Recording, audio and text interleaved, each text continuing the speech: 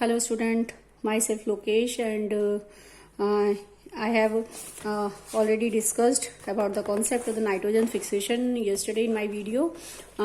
What is the nitrogen cycle, how the nitrogen is circulated in our atmosphere and how the nitrogen is fixed in our atmosphere and what are the important role of the microorganism to help in circulation of the nitrogen cycle. Now I am starting now. Again summarizing the chapter from microorganism friend and foe in short so that you can remind it. ठीक है, तो अब मैं इस video में आपको एक बार chapter दोबारा से समराइज करा रही हूँ शॉर्ट में, ताकि आप एक बार आपके सारे जो टॉपिक्स हैं इससे रिलेटेड क्लियर हो सके. ठीक है, so I am starting that concept. What are the micro organism friend and foe. जैसे कि मैंने आपको बताया था कि माइक्रो ऑर्गेनिज्म हमारे बेनिफिशियल भी है और हमारे लिए हार्मफुल भी है. सो दैट्स मीनिंग फ्रेंड मतलब बेनिफिशियल और फोई मतलब कि आपके शत्रु भी हैं. ठीक है, तो डिसएडवांटेजेस शो करता है. माइक्रो ऑर्गेनिज्म ऐसे ऑर्गेनिज्म जो हमें अपनी आंखों से दिखाई नहीं देते and can be seen only by the help of the microscope, जो कि हमें सिर्फ माइक्रोस्कोप से दिखाई देते हैं. So such type of micro organisms, so such type of structures are called the micro organism. क्या कहलाते हैं? Micro organism. ठीक है, इनमें से 5 टाइप के माइक्रो ऑर्गेनिज्म आपके पास है. बैक्टीरिया, आप देख रहे थे, bacteria, fungi, protozoa, algae and virus. ठीक है, इनमें से virus are the ultra microscopic structure. बहुत ही छोटे हैं, बैक्टीरिया से भी कई गुना छोटे होते हैं इनका साइज. इट मीन्स कि ये वो स्ट्रक्चर है जो कि आपका बॉर्डर लाइन कहलाता है. बॉर्डर लाइन कहने का मतलब है कि आपके लिविंग और नॉन लिविंग दोनों के बीच का स्ट्रक्चर है. अगर हमारे एटमोसफेयर में रहता है तो एज ए बिहेव करता है, वो नॉन लिविंग है. लेकिन जैसे ही हमारी बॉडी के अंदर जाता है, हमारी बॉडी की हमारी जो होस्ट है, हमारी जैसे बॉडी की सेल्स में एंटर करता है तो एक्टिव हो जाता है. It means it reproduce inside the host cell. ऐसा क्यों होता है कि इसके पास अपना कोई मैकेनिकल सिस्टम नहीं है, अपने पास इसका खुद का मशीनरी सिस्टम नहीं है कि वो बाहर सर्वाइव कर सके. लेकिन जैसे ही वो हमारी बॉडी में अंदर एंटर करता है, हमारी बॉडी के मशीनरी सिस्टम को, हमारी बॉडी के पूरा सिस्टम को यूज करता है, सेल सिस्टम, और उसके बिहाव पर वो अपनी बॉडी को सर्वाइव कराता है, रिप्रोड्यूस करता है, फास्ट रिप्रोड्यूस करता है. जैसे जैसे एक बॉडी के अंदर इसका नंबर ऑफ सेल्स रिप्रोड्यूस हो जाता है, नंबर ऑफ सेल इंक्रीज हो जाता है और वायरस से रिलेटेड जो इन्फेक्शंस होते हैं बॉडी में वो इंक्रीज हो जाते हैं. ठीक है, तो डिफरेंट टाइप की आपको देखें. बैक्टीरिया, ये तो हो गई वायरस के बारे में बात. बैक्टीरिया क्या होता है? बैक्टीरिया आपका एक यूनिसेलुलर माइक्रोस्कोपिक स्ट्रक्चर है. वायरस से तो उसका साइज बड़ा ही होता है, लेकिन इससे बड़ा स्ट्रक्चर जिसके चारों ओर क्या होती है? सेल वॉल होती है. ठीक है, और एक ऐसी सभी टाइप की क्लाइमेटिक कंडीशन में सर्वाइव कर सकता है. जबकि फंगी भी हमारा एक मल्टी सेलुलर स्ट्रक्चर है. अगर हम फंगी में ईस्ट की बात करें तो ईस्ट एक यूनिसेलुलर स्ट्रक्चर है, जबकि फंगी, सारे फंगी जो होते हैं आपके मल्टी सेलुलर स्ट्रक्चर में काउंट किए जाते हैं. ठीक है, multi cellular, simple multi cellular structure. ऐसा नहीं कि हमारी जैसे बॉडी मिलियन ऑफ सेल्स है, इतनी नहीं है, लेकिन जस्ट मोर देन 1 सेल्स यहाँ पर प्रेजेंट है. So this it is a multi cellular structure. Fungi का स्ट्रक्चर मल्टी सेलुलर में आता है और इसकी खास बात है कि इनमें सेल वॉल होती है. Cell wall is and just like plant they also have a cell wall and help in decomposition. का मेजर रोल हमारे इन्वायरमेंट में क्या है कि एक डिकम्पोजिशन में हेल्प करते हैं. They are saprotrophs. क्या कहलाते हैं? सेप्रोट्रॉफ्स हैं. हेटेरोट्रॉफिक नेचर है, अपना खाना नहीं बना सकते, but they are saprotrophic in nature because they take food from the dead and decaying matter. अपना खाना किससे लेते हैं? डेड और डिकेइंग मैटर से लेते हैं, जैसे कि हम पढ़ते हुए आ रहे हैं. और जितने भी न्यूट्रिएंट्स होते हैं, उस डेड बॉडी के जो भी न्यूट्रिएंट्स हैं, उनको रिसाइकल करने में हेल्प करते हैं. ठीक है, प्रोटोजोआ एक यूनिसेलुलर स्ट्रक्चर है. प्रोटोजोआ के जो मेंबर है वो अमीबा, पैरामीशियम आते हैं. एक यूनिसेलुलर स्ट्रक्चर है and they are found in pond water. कहाँ पाया जाता है? ये पॉन्ड वाटर में पाए जाते हैं. ठीक है, तो ये इनके बारे में बात हुई.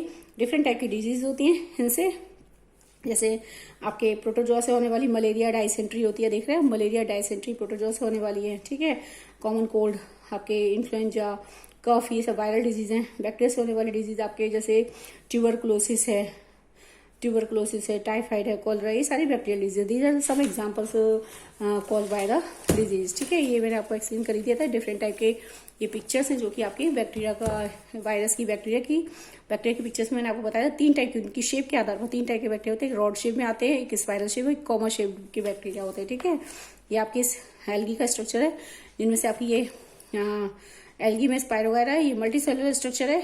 But Chlamydomonas it is a unicellular structure. Unicellular algae है क्लेमाइडोमोनास. ठीक है, ये प्रोटोजोआ के मेंबर है. अमीबा, पैरामीशियम, जो कि पॉन्ड वाटर में पाए जाते हैं. ठीक है, सिंगल सेल स्ट्रक्चर है ये भी. अगर मैं यहाँ पे बात करूँ फंगी का, देखेंगे फंगी ब्रेड मोल्ड, पेनिसिलम, हेस्परजिलस, ये सब मल्टी सेलुलर स्ट्रक्चर में आती है. ठीक है, आगे ये वायरस में आ गया। फिर माइक्रो ऑर्गेनिज्म जो होते हैं सभी टाइप की क्लाइमेटिक कंडीशन में सर्वाइव कर सकते हैं, चाहे वो बहुत एक्सट्रीम कोल्ड क्लाइमेट हो चाहे एक्सट्रीम हॉट क्लाइमेट हो, सभी टाइप के इन्वायरमेंट सर्वाइव करते हैं, चाहे वो सभी की बॉडी में पाए जाते हैं, चाहे वो बैक्टीरिया, चाहे आपको वो आपकी बॉडी प्लांट की हो चाहे एनिमल की हो। It means they are also found inside the bodies of animals including human. सभी की प्लांट की बॉडी, एनिमल की बॉडी सभी में सर्वाइव कर सकते हैं और ह्यूमन बीइंग की बॉडी में ऑल्सो सर्वाइव कर सकते हैं। ठीक है, आपके कुछ माइक्रो ऑर्गेनिज्म होते हैं कॉलोनीज में रहते हैं, ठीक है, ग्रुप में रहते हैं। जैसे बैक्टीरिया, बैक्टीरिया हमेशा ग्रुप में ग्रो करता है, ग्रुप में रहता है। जैसे अमीबा रहा, ये जो है ये अमीबा जो है आपके जो माइक्रो ऑर्गेनिज्म है ये सिंगल सेल स्ट्रक्चर है, ये सिंगल ही ग्रो करता है, यानी ये अलोन रहता है। जबकि फंगी, बैक्टीरिया ये सब कॉलोनी में ग्रो करते हैं। आपने देखा फंगी फफूंद लग जाती है, कॉलोनीज में रहती है, आप उसका एक स्ट्रक्चर नहीं दे सकते। जैसे कि फॉर एग्जाम्पल अगर मैं इसकी बात करूं, फंगी का स्ट्रक्चर होता तो मल्टी सेलुलर है, ठीक है, लेकिन अगर कहीं फफूंद लग गई, ब्रेड पर फफूंद लग गई, समझ रहे बात, तो आपको वो दिखाई इसलिए दे रही है वो कॉलोनीज में ग्रो गई है, ठीक है। ब्रेड पर फफूंद इसलिए दिखाई वो कॉलोनी में है, लेकिन उसका अगर हम एक इंडिविजुअल स्ट्रक्चर देखें तो वो हमें दिखाई नहीं देता इवनली कि वो कैसा है। फंगी का इवनली एक ऑर्गेनिज्म का स्ट्रक्चर कैसा होता है, मल्टी सेलुलर, लेकिन फिर भी वो छोटा और हमें दिखाई अपनी आंखों से नेक डाई से दिखाई नहीं देता। So we require the microscope, ठीक है। तो फंगी हमें इसलिए दिखाई दे रहा है क्योंकि वो कॉलोनीज में ग्रो कर रहा है, समझ रहे बात। ठीक इसी प्रकार से अगर हम इसको देखें, स्पाइरोगायरा को देखें, देखो ये स्पाइरोगायरा स्ट्रक्चर है, स्पाइरोगायरा ये दैट इज द काई कहलाती है। आपने देखा हुआ काई लग जाती है, पॉन्ड स्कम भी कहते हैं इसको। ये आपने काई देखी पॉन्ड पे कहीं कहीं जगह जगह हरी हरी काई लग जाती है, ये वो है। वो आपको दिखाई इसलिए दे रही है, ये भी कॉलोनीज में ग्रो करती है, जबकि ये मल्टी सेलुलर स्ट्रक्चर है, ये सिंपल मल्टी सेलुलर स्ट्रक्चर है, यानी आपको दिखाई इसलिए दे रही है क्योंकि ये कॉलोनीज में लगी हुई है, ग्रुप में लगी हुई है, झुंड में लगी हुई है, तो आपको दिखाई दे रही है। अगर हम एक इंडिविजुअल स्ट्रक्चर देखें इस ऑर्गेनिज्म का तो वो हमें नेक डाई से दिखाई नहीं देता है। वी रिक्वायर्ड द माइक्रोस्कोप, ठीक है ना। नेक्स्ट माइक्रो ऑर्गेनिज्म एंड अस। अब माइक्रो ऑर्गेनिज्म हमारा क्या यूज है, हमारा क्या रिलेशन है। माइक्रो ऑर्गेनिज्म हमारे लिए बेनिफिशियल और हार्मफुल दोनों है, तो इनके बारे में बात करते हैं। आपको मैंने बताया था कि माइक्रो ऑर्गेनिज्म का जो यूज है ब्रेड के बेकरी इंडस्ट्री में किया जाता है, बेसिकली कर्ड ब्रेड और केक बनाने के लिए, ठीक है। इसके अलावा माइक्रो ऑर्गेनिज्म अब तक हम डिस्कस कर चुके हैं, एल्कोहल बनाते हैं उससे, वाइन विस्की बनाते हैं, बिवरेजेस बनाए जाते हैं, मतलब आपको कर्ड बनाने में हेल्प करता है, ठीक है। मेडिसिन बनाई जाती है आपकी, जैसे वैक्सीन हो गई, एंटीबायोटिक हो गई, सॉइल वेस्ट डिस्पोजल में हेल्प करते हैं, ठीक है। सॉइल मैन्योर बनाने में हेल्प करते हैं, आपके सॉइल नाइट्रोजन फिक्सेशन में हेल्प करते हैं, नाइट्रोजन साइकिल को होल इन्वायरमेंट में सर्कुलेट करते हैं, सॉइल की फर्टिलिटी को इम्प्रूव करते हैं। So many advantages of the micro organism daily life that discussed earlier, की जिसको मैंने पहले बताया था आपको, ठीक है। आगे देखते हैं micro organism curd and bread. So making of curd and bread कैसे बनाई जाती है। कर्ड में आपको मैंने बताया था कि कर्ड जो होता है उसके अंदर एक बैक्टीरिया होता है जिसको कहते हैं लैक्टोबैसिलस बैक्टीरिया, ठीक है, समझ रहे हो बात। ये जो लैक्टोबैसिलस बैक्टीरिया होता है, क्या होता है, काम करता है ये कि जब हम दूध में मिलाते हैं थोड़ा सा दूध, जो बैक्टीरिया को ग्रो करने के लिए हल्की सी वार्मनेस चाहिए, ठीक है, ग्रो करना है टेम्परेचर एक पर्टिकुलर टेम्परेचर में ग्रो करते हैं, तो इसको ग्रो करने के लिए एक पर्टिकुलर टेम्परेचर सर्वाइव कराना पड़ता है, तो ल्यूक वार्म करते हैं। जैसे दूध को हल्का सा गर्म कर देते हैं तो माइक्रो ऑर्गेनिज्म, फिर उसमें हम दही डाल देते हैं। दही 1 स्पून अगर हम दही डाल रहे हैं, कर्ड डाल रहे हैं, इसका मतलब उसमें कौन से बैक्टीरिया होते हैं, हमारे useful bacteria, these are the lactobacillus bacteria, ठीक है। वो क्या करते हैं, जल्दी जैसे इसको सिचुएशन मिल जाती है, सर्वाइवल कंडीशन मिल जाती है, रैपिडली ग्रो करता है और पूरे दूध को दही में चेंज कर देता है। जबकि दूध के अंदर जो शुगर होती है, दूध हल्का सा मीठा सा लगता है पीने में, स्वीटनेस होती है उसमें, ठीक है, मिल्ड स्वीटनेस होती है, that is the because of the sugar, that is the lacto sugar. किसके कारण होती है, लैक्टो शुगर के कारण, जो कि बाद में पूरे दूध को किसमें चेंज कर देती है, दही में चेंज कर देती है, कर्ड में। यानी आपकी जो लैक्टो शुगर है वो किसमें चेंज हो जाती है, लैक्टिक एसिड पे चेंज हो जाती है, ठीक है।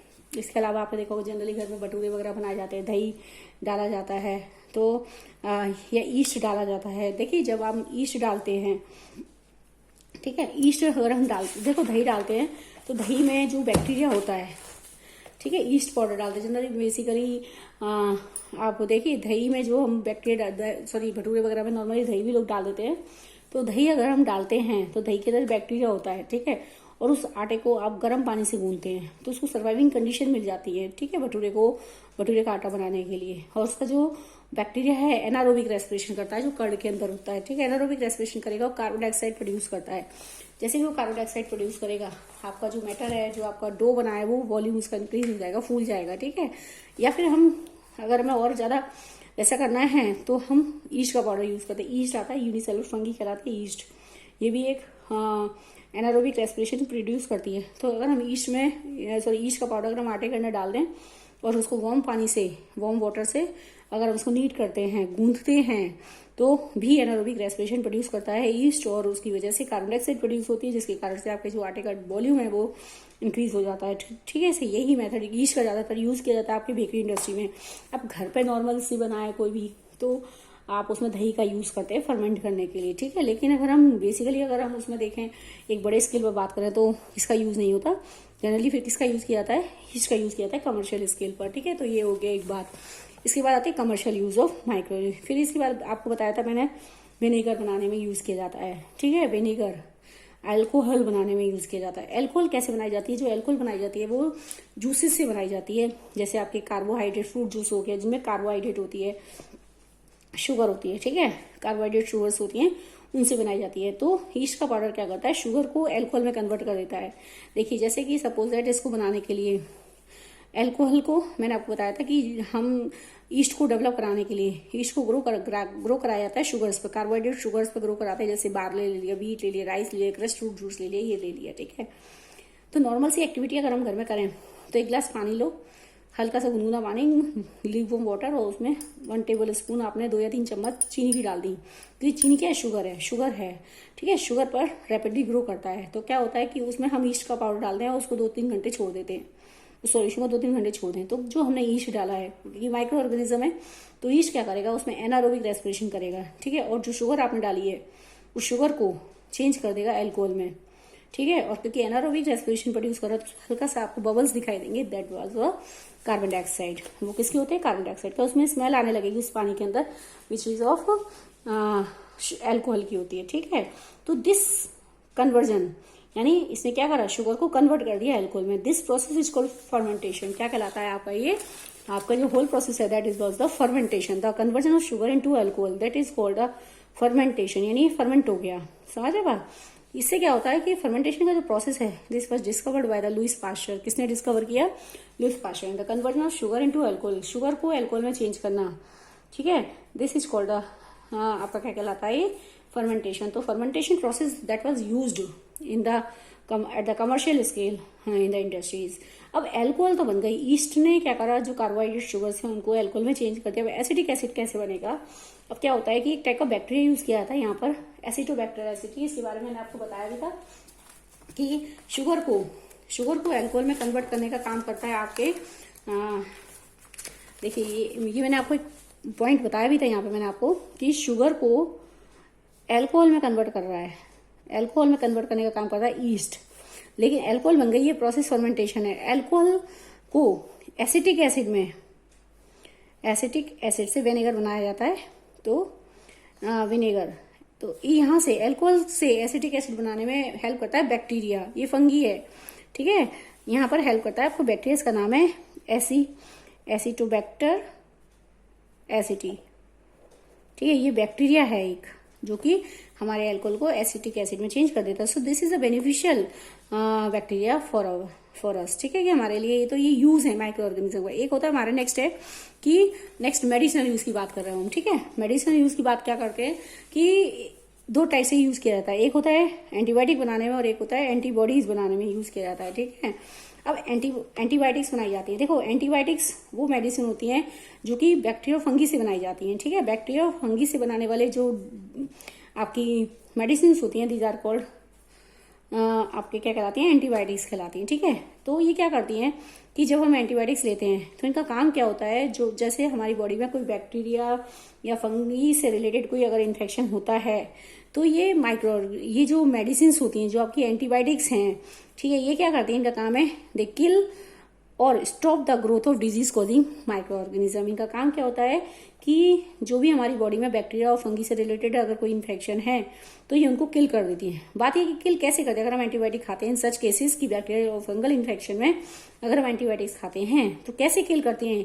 देखो बैक्टीरिया फंगी जब हमारी बॉडी में जाता है तो अपने चारों ओर हमारी बॉडी के केमिकल से अपने आप को बचाने के लिए, अपने आप को प्रोटेक्ट करने के लिए अपने चारों एक कोटिंग बनाता है, that is called cell wall. क्या कहलाती है वो? Cell wall. देखो जैसे ही कोई बॉडी में अगर बैक्टीरिया या फंगी अगर एंटर करता है, उससे रिलेटेड अगर इन्फेक्शन होता है, तो ये बैक्टीरिया अपने चारों ओर हमारी बॉडी के जो केमिकल जूसेस होते हैं, इन केमिकल सब्सटेंसेस, उनसे प्रोटेक्ट करने के लिए अपने चारों एक कोटिंग बना लेते हैं। इसे कहते हैं सेल वॉल। क्या कहलाता है ये? सेल वॉल इसमें होती है, ठीक है, सेल वॉल। अब ये सेल वॉल जब इनमें बन जाती है तो ये इसके अंदर ही सर्वाइव करता है और नंबर ऑफ सेल रिप्रोड्यूस करता है अपनी, ठीक है। तो जैसे जैसे इनका नंबर बढ़ता जाता है और बैक्टीरिया और फंगी से रिलेटेड होने वाला जो इन्फेक्शन है वो इंक्रीज हो जाता है। तो अब ये सेल वॉल बन रही है, जब तक ये सेल वॉल डिस्ट्रॉय नहीं होगी तब तक इसका इन्फेक्शन, बैक्टीरिया फंगी का जो इन्फेक्शन है बॉडी में नहीं खत्म होगा। तो क्या करें इस केस में? हम कौन सी मेडिसिन खाते हैं? एंटीबायोटिक्स, ठीक है। एंटीबायोटिक्स का काम क्या है? इस सेल वॉल जो बनने का प्रोसेस होता है, जो केमिकल पाथवे है, जिस प्रोसेस की मदद से, जिस पाथवे की मदद से बैक्टीरिया और फंगी अपने चारों क्या बनाते हैं? सेल वॉल बनाते हैं। तो एंटीबायोटिक्स इस पाथवे को, इस रास्ते को ही बंद कर देते हैं। समझ में आ रही है? ये पाथवे जो होता है इसको बनाने का, सेल वॉल बनाने का जो पाथवे है वो स्टॉप हो जाता है। जब ये रुक जाता है तो ये बैक्टीरिया, इसकी सेल वॉल डिस्ट्रॉय हो जाती है, और सेल वॉल डिस्ट्रॉय हो जाती है तो अपने आप को सर्वाइव नहीं करा पाते बैक्टीरिया फंगी और खत्म हो जाते हैं, और उनसे रिलेटेड होने वाला इन्फेक्शन जो हमारी बॉडी में होता है वो भी क्या होता है? ठीक हो जाता है। So we can say what are the antibiotics? Antibiotics are the medicine which stop और kill the disease causing micro organism, ठीक है। जो डिजीज कॉजिंग माइक्रो ऑर्गेनिज्म है उनको किल कर देती है।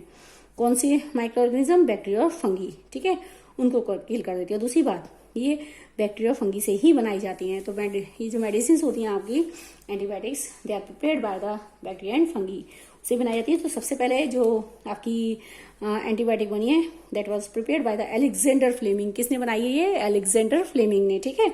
अलेक्जेंडर फ्लेमिंग ने सबसे पहले आपकी एक एंटीबायोटिक मेडिसिन तैयार की, and that was prepared from the fungi. उस फंगी का नाम है पेनिसिलियम। उस फंगी का नाम है पेनिसिलियम नाम के फंगी से उन्होंने एक मेडिसिन तैयार की, that was the Penicillium, sorry that was the penicillin कहलाती है। देखो उन्होंने जो अलेक्जेंडर फ्लेमिंग हैं, जो आपके अलेक्जेंडर फ्लेमिंग हैं, ठीक है, अलेक्जेंडर फ्लेमिंग, इन्होंने सॉरी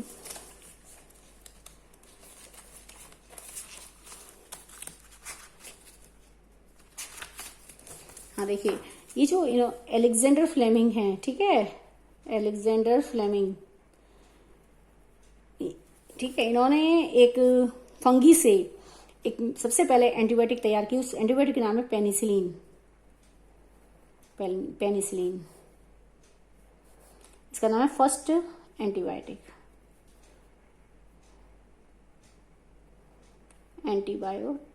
फर्स्ट एंटीबायोटिक है, that was prepared by the Alexander Fleming. और इस एंटीबायोटिक को बनाने में जिस फंगस का यूज किया गया, उस फंगी का भी नाम क्या है? उस फंगी का नाम है आपका पेनिसिलियम, ठीक है, ये फंगी है। इस फंगी से, इस पेनिसिलियम नाम के फंगी से एक मेडिसिन तैयार की गई, that was the antibiotic, and this is called the penicillin, and first prepared by the Alexander Fleming. किसने तैयार किया इसको? अलेक्जेंडर फ्लेमिंग ने, ठीक है। अलेक्जेंडर फ्लेमिंग ने सबसे पहले जो एंटीबायोटिक बनाया उसका नाम है penicillin, and use the fungi that was the Penicillium fungi से, ठीक है। तो एंटीबायोटिक के बारे में खास बात है, एक तो हमेशा डॉक्टर की एडवाइस पर लेनी चाहिए, क्योंकि अगर हम ज्यादा ले लेते हैं तो इससे क्या होता है, अगर हम एक्स्ट्रा डोज लेते हैं इनकी, तो इनसे हमारे जो यूजफुल माइक्रो ऑर्गेनिज्म हमारी बॉडी के अंदर होते हैं तो उनको ये रोक देते हैं, उनकी ग्रोथ को रोक देते हैं, ठीक है। हमारे जो यूजफुल माइक्रो ऑर्गेनिज्म है उनको डिस्ट्रॉय कर देते हैं। तो हमेशा जो डॉक्टर कहे कि जितना आपको लेनी है, जितनी डोज लेनी है, कितने 5 दिन की या 3 दिन की या 7 दिन की, उसके अकॉर्डिंग लेनी है। एक्स्ट्रा डोज नहीं खानी है कि आप ज्यादा ले लेते हैं, तो इस चीज का हमें ध्यान रखना है, ठीक है। और दूसरी बात, antibiotics are not effective in the case of the viral disease. कभी वायरस से होने वाले डिजीज में नहीं ले सकते हैं। इसका रीजन इज बिहाइंड दैट कि वायरस, अभी मैंने बताया था कि virus are the non living, when they enter inside the host cell they become active and they use our machinery. जैसे वो हमारी बॉडी के अंदर एंटर करते हैं वो क्या हो जाते हैं? एक्टिव हो जाते हैं। So they use our machinery, इसलिए वो अपने चारों सेल वॉल नहीं बनाते, क्योंकि वो सेल वॉल बना लेगा तो फिर वो यूज कैसे करेगा हमारे सिस्टम को, इसलिए वो अपने चारों सेल वॉल नहीं बनाते। और एंटीबायोटिक का एक यूनिक काम क्या है? सेल वॉल बनाना, रोकना। जब वायरस के अंदर सेल वॉल बनती नहीं है तो यहाँ पर एंटीबायोटिक का कोई रोल नहीं है। So that's why antibiotics are not given in the case of the viral disease, ठीक है। अब आता है vaccine, but vaccine are given in the case of both bacterial disease and viral disease, ठीक है। Antibiotics are given in the case of bacterial and fungal disease, दोनों में दी जाती है, लेकिन vaccine are given only in the case of the both bacterial disease and viral disease, दोनों में दे जा सकते हैं, ठीक है। तो वैक्सीन क्या होती है, देखो वैक्सीन देने का process that is called vaccination, जिस पर्सन को वैक्सीन लगाई जाती है these are called, this process is called vaccination. क्या कहलाता है ये, वैक्सीनेशन कहलाता है, ठीक है। तो वैक्सीनेशन का जो कंसेप्ट क्या है कि वैक्सीनेशन में ऐसे सब्सटेंस है, वैक्सीन मतलब एक ऐसी मेडिसिन, एक ऐसा सब्सटेंस जिसके अंदर उस पर्टिकुलर बीमारी के, अगर पोलियो है तो पोलियो के कहूँ, चिकन पॉक्स है तो चिकन पॉक्स के, मेजल्स है तो मेजल्स के, तो एक पर्टिकुलर बीमारी के डेड माइक्रोब्स होते हैं। एक ऐसा सब्सटेंस बनाया जाता है जिसके अंदर एक पर्टिकुलर बीमारी के एक डेड सब्सटेंस और वीक सब्सटेंस का है वो होते हैं, ठीक है। वो क्या काम करते हैं कि अगर हम उस सब्सटेंस को, उस डेड सब्सटेंस को, डेड माइक्रो ऑर्गेनिज्म के सब्सटेंस को, उस पर्टिकुलर बीमारी के डेड माइक्रो ऑर्गेनिज्म के सब्सटेंस को अगर हम किसी दूसरी बॉडी में इंजेक्ट कर देते हैं, किसी हेल्दी बॉडी में अगर इंजेक्ट कर देते हैं, तो ये क्या करते हैं, जैसे ही हमारी बॉडी में अंदर इंजेक्ट होते हैं तो हमारा जो ब्लड है उसके खिलाफ उसकी बॉडी में क्या बन जाती है, एक एंटीबॉडी बन जाती है, ठीक है। जैसे ही वो एंटर करते हैं हमारी बॉडी उसके खिलाफ क्या बनाती है, एंटीबॉडी बनाती है। एक प्रोटीन होती है जो हमारे ब्लड में हमेशा लॉन्ग टाइम तक रहती है, ठीक है। जैसे ही वो हमने वैक्सीन अंदर दे दी तो उसके लिए हमारा जो ब्लड है वो क्या बनाता है, एक एंटीबॉडी बनाता है। वो एंटीबॉडी लॉन्ग टाइम तक हमारे ब्लड में सर्वाइव करती है, लेकिन जैसे ही कोई फर्दर उस बीमारी का माइक्रो ऑर्गेनिज्म कभी भी भविष्य में अगर एंटर करता है, इन फ्यूचर अगर वो एंटर करता है, तो जो आपकी एंटीबॉडी है वो हमेशा ब्लड में रहती है। वो एंटीबॉडी उस कमिंग जो आपका माइक्रो ऑर्गेनिज्म एंटर किया है, ठीक है, उसको आइडेंटिफाई कर लेती है और उसको वहीं किल कर देती है, ताकि उस बीमारी का जो इफेक्ट है वो हमें दोबारा ना हो। So in this way vaccine work. और इस टाइप से जो वैक्सीन होती है काम करती है, यानी वैक्सीन का मतलब वो प्रोसेस जिसमें हम एक पर्सन के अंदर उस पर्टिकुलर बीमारी के डेड माइक्रो ऑर्गेनिज्म को इंजेक्ट करते हैं, and the process is called vaccination. क्या कहलाता है ये प्रोसेस, वैक्सीनेशन, ठीक है। जैसे वो अंदर जाते हैं, डेड माइक्रो ऑर्गेनिज्म अगर अंदर जाते हैं तो क्या होता है, हमारा जो ब्लड है उसके खिलाफ एक प्रोटीन तैयार कर लेता है, दैट इज द उस पर्टिकुलर बीमारी के खिलाफ एक प्रोटीन बन जाती है। This was called the antibodies. क्या कहलाती है वो, एंटीबॉडीज। वो एंटीबॉडीज हमारे ब्लड में हमेशा बनी रहती है, लेकिन इन केस अगर फर्दर वो उसी टाइप का माइक्रो ऑर्गेनिज्म, उससे रिलेटेड माइक्रो ऑर्गेनिज्म, जिंदा micro organism, active micro organism अगर वो एंटर करता है तो एंटीबॉडी उसको रिकॉग्नाइज करके उसको फाइट करती है, उससे लड़ाई करती है और उसको वहीं किल कर देती है, जिसके कारण हमारी बॉडी में उससे रिलेटेड डिजीज का कोई इफेक्ट नहीं होता और इस तरह से वैक्सीन काम करती है। सो डिफरेंट टाइप की डिजीज के लिए वैक्सीन प्रोवाइड की जाती है, लाइक ट्यूबरक्लोसिस, कॉलरा। इन सब के अलावा वायरल इन्फेक्शन आपके रेबीज के लिए हो गया, हेपेटाइटिस ए के लिए हो गया, आपके बहुत सारे चिकन पॉक्स हैं, मेजल्स हैं, इन सब के लिए वैक्सीन प्रोवाइड की जाती है, ठीक है। तो सबसे पहले वैक्सीन जब बनी, तो first vaccine was discovered by the Edward Jenner. सबसे पहले जो वैक्सीन बनाई है एडवर्ड जेनर ने बनाई थी फॉर स्मॉल पॉक्स। किसके लिए बनाई है, स्मॉल पॉक्स के लिए, ठीक है। स्मॉल पॉक्स के लिए Edward Jenner discovered the vaccine for the small pox in 1798। इसका स्टोरी अब मैं यहाँ रिपीट नहीं कर रही हूँ, मैंने आपको पहले वीडियो में बता रखी है कि कैसे इन्होंने डिस्कवर की स्मॉल पॉक्स की वैक्सीन, ठीक है। अब आप जानते हैं पोलियो की ड्रॉप्स, डिफरेंट टाइप के कैंपेन चलाए जाते हैं, प्रोग्राम चलाए जाते हैं, जिसमें पोलियो, पल्स पोलियो प्रोग्राम का नाम सबने सुना होगा, पल्स पोलियो प्रोग्राम, जिसमें अलग अलग डेट दी जाती है कि हाँ भाई 5 साल तक के बच्चे को ड्रॉप्स पिलानी है। ओरल मेडिसिन होती है, ओरल सब्सटेंस है, ठीक है, जो कि बच्चों को ड्रॉप के फॉर्म में बच्चों को पिलाया जाता है। तो ये वैक्सीन है, यानी इसका मतलब क्या है, इस पोलियो की ड्रॉप जो बच्चों को पिलाते हैं उस सब्सटेंस के अंदर पोलियो के ही वायरसेस होते हैं, ठीक है, डेड माइक्रो ऑर्गेनिज्म होते हैं। तो इस टाइप से जब से वैक्सीन डेवलप की गई है, ये अप्लाई जाती हैं ताकि आपकी डिफरेंट टाइप की डिजीजेस के लिए वैक्सीन प्रोवाइड किया जाता है, ताकि बच्चों के अंदर क्या बनी रहे, इम्यूनिटी मिल सके और उनकी बॉडी डिफरेंट टाइप की डिजीज से फाइट कर सके in future. Now next in the increasing of soil fertility. अब बात आती है कि सॉइल की फर्टिलिटी को कैसे इंप्रूव किया जाता है। सॉइल की फर्टिलिटी इंप्रूव करने के लिए देखो, हमारे सॉइल के अंदर कुछ बैक्टीरिया होते हैं और कुछ एल्गीज होते हैं, ब्लू ग्रीन एल्गीज कहलाती हैं। So they are called biological nitrogen fixer. इनका काम क्या होता है कि एटमॉस्फेयर की नाइट्रोजन को ये किस में चेंज कर देती है, यूजेबल फॉर्म में चेंज कर देती हैं। So they increase the soil fertility. देखा है, some bacteria in blue green algae, हमारी सॉइल में जो कुछ बैक्टीरिया ब्लू ग्रीन एल्गी हैं, they are able to fix, क्या काम करते हैं, they are able to fix nitrogen from the atmosphere to enrich the soil with nitrogen. यानी इनका काम क्या होता है कि एटमॉस्फेयर की नाइट्रोजन को किसमें चेंज कर देते हैं, यूजेबल फॉर्म नाइट्राइट और नाइट्रेट में चेंज कर देते हैं, और इस टाइप से they help in the increasing of soil fertility, और सॉइल की फर्टिलिटी को इंप्रूव करने में हेल्प करते हैं। These microbes are commonly called the biological fixer, और ये क्या कहलाते हैं? बायोलॉजिकल नाइट्रोजन फिक्सर कहलाते हैं। ठीक है, ये ऐसे भी मैंने आपको बताया था कि एटमॉस्फेयर की नाइट्रोजन को यू कन्वर्ट करना in the form of nitrite और nitrate, the concept is called nitrogenous compound में चेंज करना, that is called the nitrogen fixation. क्या कहलाता है ये? Nitrogen fixation. मैंने डिस्कस किया था आपको नाइट्रोजन साइकिल में, आई डिस्कस अर्लियर, आपको डिस्कस कर चुकी हूँ इस बारे में कि मैं कैसे कन्वर्ट होती है आपकी जो है एटमॉस्फेयर की नाइट्रोजन 78% होने के बावजूद प्लांट उसको इंटेक नहीं करता गैसेस फॉर्म में, so it is converted by the certain bacteria और blue green algae in the soil which convert the atmospheric nitrogen into the usable form. The usable form is nitrate. जो मैंने आपको बताई थी कि यूजेबल फॉर्म जो होती है नाइट्रेट होती है। अगर मान लो नाइट्राइट बनता भी है तो नाइट्रेट भी दोबारा कन्वर्ट हो जाता है किसमें? नाइट्रेट में। And finally nitrate is the usable form that is used by the plant and enter into the plants by the root system. उसके रूट सिस्टम के जरिए जो होती है प्लांट्स के अंदर क्या करती है? एंटर करती है। ठीक है, इसके बाद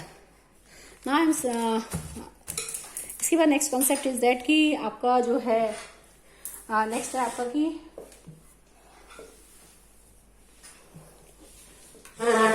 ठीक है, आगे देखते हैं इसमें क्या है आपका कि increasing of soil cleaning of environment. ठीक है, इसमें मैं आपको बताया था क्लीनिंग ऑफ एनवायरनमेंट, आपको समझा चुकी हूँ कि what is the meaning of cleaning of environment, की कैसे साफ हेल्प करती है क्लीनिंग। आप जानते हैं कि हमारे जो बैक्टीरिया और फंगी होते हैं ये वो होते हैं डिकम्पोजर्स होते हैं। ठीक है, डिकम्पोजिशन में हेल्प करते हैं। तो जो आपका वेस्ट प्रोडक्ट होता है इन सबको इस पे जब ये ग्रो करते हैं तो उनसे अपना न्यूट्रिएंट्स लेते हैं। ठीक है, और इस टाइप से डिकम्पोजिशन में हेल्प करते हैं, यानी वो उनके जो न्यूट्रिएंट्स होते हैं उनको रिसाइकल कर देते हैं। तो इस टाइप से ये वेस्ट एक तो आपकी एनवायरनमेंट को क्लीन कर रहे हैं, दूसरा वेस्ट को भी डिस्पोज कर रहे हैं। देखो सपोज दैट कि हमारे पास बहुत सारा वेस्ट है, वेजिटेबल पीस है, गार्डन वेस्ट है या फ्रूट वेस्ट है, सारा आपने एक गड्ढे में भर दिया और उसको सॉइल से कवर कर देते थे। तो आपने फर्स्ट चैप्टर में बताया था कैसे मैन्योर बनती है। तो उसके अंदर जो बैक्टीरिया फंगी होते हैं वो क्या करते हैं? धीरे धीरे उस वेस्ट मटेरियल को डिकम्पोज कर देते हैं। ठीक है, और जब वो वेस्ट मटेरियल को डिकम्पोज करते हैं तो उस वेस्ट मटेरियल को किसमें कन्वर्ट कर देते हैं? मैन्योर में। ठीक है, तो एक तो क्या हुआ आपका जो इन्वायरमेंट क्लीन हो गया, दूसरी बात वेस्ट आपको समझ में नहीं आ रहा था कि वेस्ट कहाँ डिस्पोज किया जाए, वो डिस्पोज हो गया। दूसरी बात आपकी क्या बन गई? मैन्योर, और मैन्योर को जब आप सॉइल में ऐड करेंगे तो आपकी फर्टिलिटी क्या होती है? इंप्रूव की जा सकती है। तो इस टाइप से ये सारे रोल होते हैं इसके। ठीक है, ये सारा इससे रिलेटेड यहाँ पर हो चुका है, सारा बता दिया मैंने आपको। ठीक है, ये सारा उससे रिलेटेड ये सारा कॉन्सेप्ट। अब आगे बात करते हैं हार्मफुल माइक्रो ऑर्गेनिज्म। तो इस टाइप से हमारे हो गए यूजफुल माइक्रो ऑर्गेनिज्म। ठीक है, ठीक है, तो these are the uses, these are the beneficiality of the microorganism in bakery industry, in curd, to making curd, bakery industry for making bread, pastry and cakes, etc. And also commercial uses to make the alcohol, wine और acetic acid etcetera बनाने में use किया जाता है। ठीक है, medicinal use में vaccine बनाई जाती हैं और आपकी क्या बनाई जाती है? एंटीबायोटिक्स बनाने में हेल्प करते हैं।